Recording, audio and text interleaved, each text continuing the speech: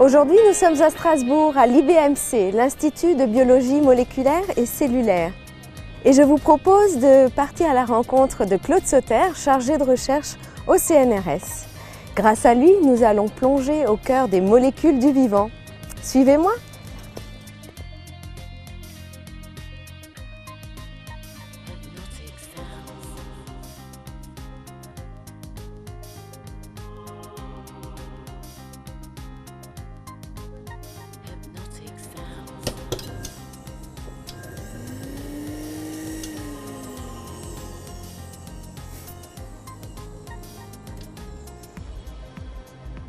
Bienvenue à l'Institut de biologie moléculaire et cellulaire et bienvenue pour cette exploration au cœur des molécules du vivant. Cet institut héberge 3 laboratoires, dont le nôtre, le laboratoire ARN, et nous nous intéressons aux molécules qui constituent les organismes vivants. Nous essayons de comprendre comment ces molécules sont faites, à quoi elles ressemblent et comment elles interagissent et font leur travail au sein des cellules vivantes. Pour comprendre comment fonctionnent ces molécules, il va être très important d'en avoir une image 3D. Et je vais vous montrer comment nous obtenons ces images grâce à la fabrication de cristaux. Lorsqu'on parle de cristaux, habituellement, nous pensons à des minéraux qui peuvent être extrêmement spectaculaires. Je pense par exemple à ces immenses cristaux de schiste qu'on peut trouver dans une grotte mexicaine, à Naica. Mais là, je vais vous parler de cristaux qui sont beaucoup plus petits et qui sont des cristaux artificiels que les biochimistes comme moi fabriquent dans leur laboratoire pour en savoir plus sur les molécules qui sont justement à l'intérieur du cristal. Les cristaux dont je vous parle ne sont pas du tout aussi spectaculaires que ceux qu'on peut trouver dans la nature. Ils vont être beaucoup plus petits. En général, il est rare qu'ils atteignent la taille d'1 millimètre. Mais c'est amplement suffisant pour ce que nous allons faire par la suite. Donc voici un exemple de cristaux que nous avons réalisé au laboratoire avec une molécule issue d'une cellule humaine. C'est une protéine qui est une enzyme, c'est-à-dire une protéine qui fait une réaction chimique à l'intérieur de nos cellules. Et ces cristaux, vous allez le voir, vont nous permettre de comprendre comment fonctionne cette molécule. Alors pourquoi utiliser des cristaux en biologie ? Il se trouve qu'il y a 100 ans, et nous fêtions le centenaire l'année dernière, une nouvelle discipline est née, c'est la cristallographie. Un physicien allemand, Max von Laue, en 1913, a découvert qu'en mettant un cristal de sel, du simple sel de cuisine, dans un faisceau de rayons X, on obtenait une image tout à fait inattendue, montrant que le cristal interagissait avec ces rayons X et, en quelque sorte, les déviait. Il a obtenu une image qu'on appelle image de diffraction qui a complètement révolutionné notre connaissance des atomes et des molécules. L'année suivante, les Bragg, père et fils, ont construit une théorie mathématique qui a permis d'expliquer comment ces taches se formaient sur le film photographique lorsqu'on mettait ces cristaux dans les rayons X. Et grâce à cette théorie, pour la première fois, ils ont pu expliquer et décrire comment les atomes dans le cristal de sel s'empilaient de façon régulière pour faire ce cristal. C'était la première fois qu'on arrivait à voir des atomes à l'intérieur d'un cristal. Ça a été une telle révolution que dès l'année suivante, dès l'année qui a suivi leurs observations, ces 3 scientifiques ont obtenu le prix Nobel. Et c'est cet événement qui a été célébré l'an dernier à l'occasion de l'année internationale de la cristallographie. 100 ans plus tard, la cristallographie est présente partout en sciences, et particulièrement en biologie, où elle est utilisée tous les jours pour sonder le vivant et observer les molécules qui composent les organismes vivants, qui composent notre corps par exemple. À partir de cristaux faits de molécules biologiques, et à l'aide de rayons X très intenses, cette fois-ci produits par un accélérateur de particules, on va analyser ces cristaux sous toutes les coutures, et à partir du signal obtenu, on va pouvoir reconstruire l'image en 3 dimensions de la molécule qui a été cristallisée. Je vais maintenant vous décrire les différentes étapes qui nous permettent d'obtenir cette image 3D. Tout commence par la purification de la molécule sur laquelle on va travailler. Cette molécule est en général une protéine ou un acide nucléique, par exemple l'ADN qui compose nos gènes, ou l'ARN qui est une molécule très proche de l'ADN et qui nous intéresse particulièrement au laboratoire. Pour obtenir des molécules pures et les cristalliser, nous allons tout d'abord les faire produire par des cellules, puis nous cassons les cellules et séparons le jus cellulaire afin d'obtenir la molécule qui nous intéresse.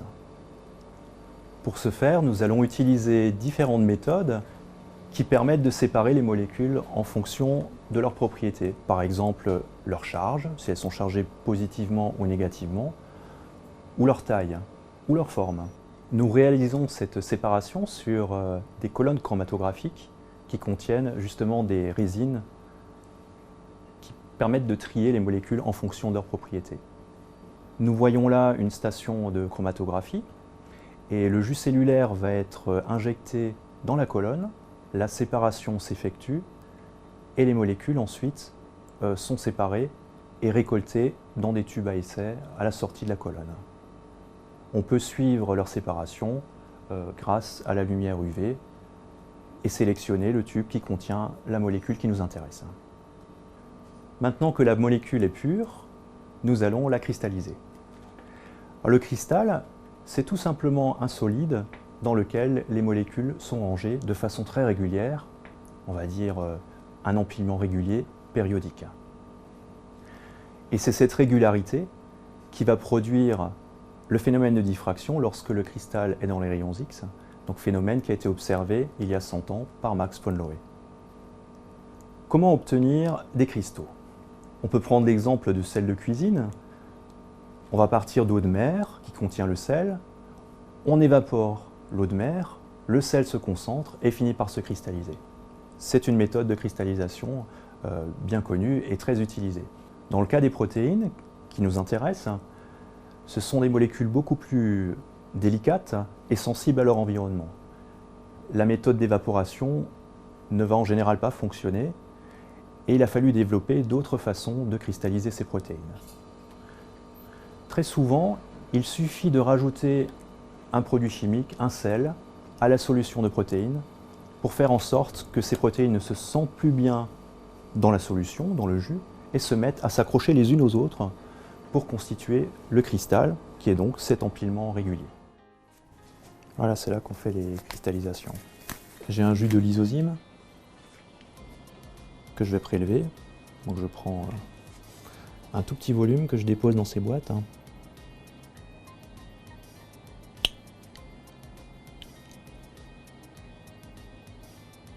Et ensuite, je vais mélanger avec la solution de sel pour faire cristalliser.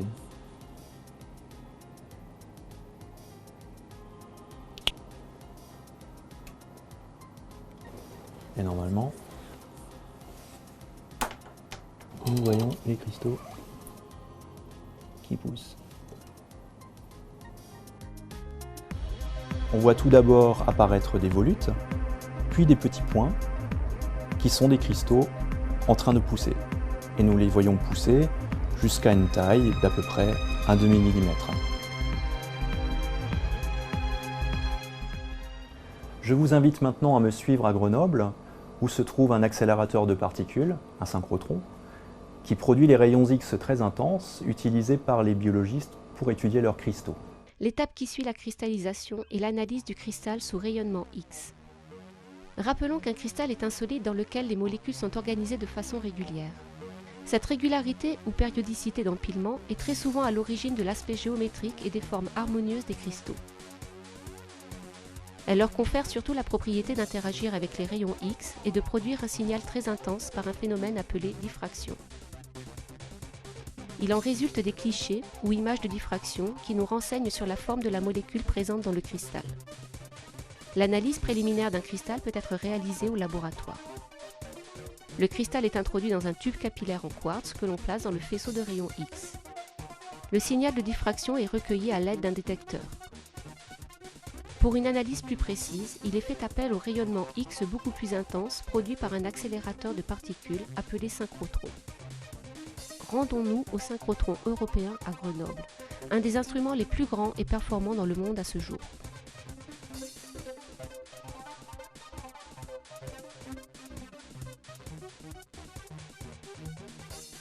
Différents types de rayonnement, dont les rayons X très intenses qui nous intéressent, sont produits par des paquets d'électrons qui circulent dans l'anneau central. Ces rayons sont recueillis et utilisés dans des stations expérimentales disposées tout autour de l'anneau. Nous voici dans la salle de contrôle d'une de ces lignes de lumière.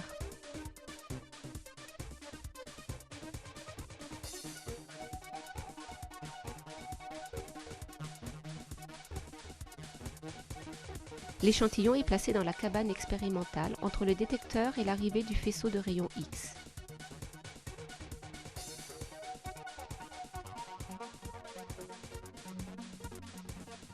Un cristal est pêché sous le microscope à l'aide d'un lasso, puis il est congelé dans un flux de gaz à très basse température pour minimiser les effets de l'irradiation.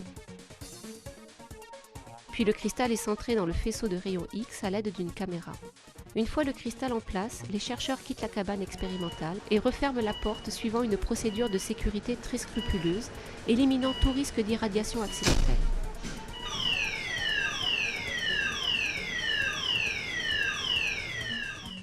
L'expérience consiste à mesurer une suite de plusieurs centaines d'images pendant que le cristal tourne dans le faisceau de rayons X de manière à l'analyser dans différentes orientations. Voici une série d'images enregistrées lors de l'analyse d'un cristal de protéines effectuant une rotation de 180 degrés. Chaque tache qui apparaît à l'écran correspond à un faisceau diffracté. L'ensemble de ces images sera traité par informatique pour mesurer l'intensité de toutes les taches de diffraction qui constituent ces étranges constellations.